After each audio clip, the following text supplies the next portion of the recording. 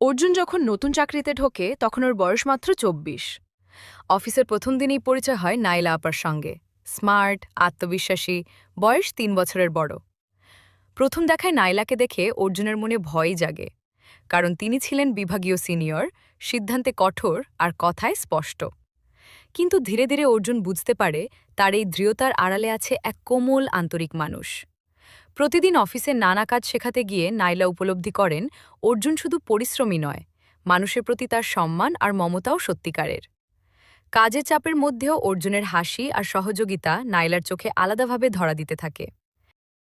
এক সন্ধ্যায় জরুরি রিপোর্ট শেষ করতে তারা দুজন দেরি করে অফিসে থাকে। জানলার বাইরে বৃষ্টি হচ্ছে আর ভেতরে নরম আলো। হঠাৎ খুব স্বাভাবিকভাবেই দুজনের মাঝে কথার গভীরতা বেড়ে যায়। জীবন, স্বপ্ন, ভয়, হারিয়ে যাওয়া কিছু গল্প।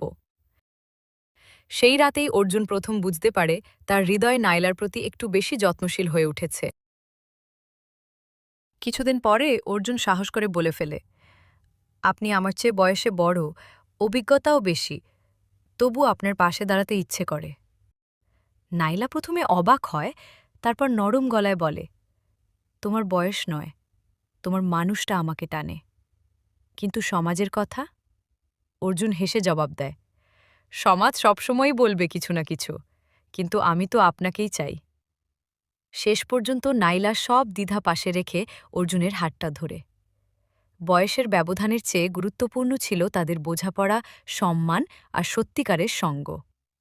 এভাবেই শুরু হয় তাদের এক পরিণত, আত্মবিশ্বাসী সম্পর্ক, যেখানে ভালোবাসা বয়স দেখে না, দেখে শুধু হৃদয়ের ভাষা।